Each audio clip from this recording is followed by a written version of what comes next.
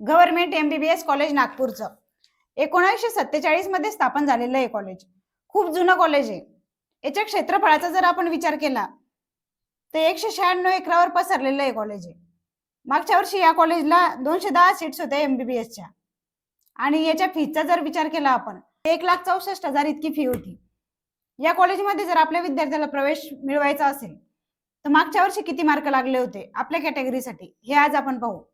ST कॅटेगरीसाठी लागले होते 397 mark, SC साठी 486, VJA साठी लागले होते 516, NTB 493, NTC 534, तर NTD साठी लागले होते 532, OBC 540, SCBC 530, EWS साठी 524 आणि ओपन कॅटेगरीसाठी 551 इतके मार्क लागले होते.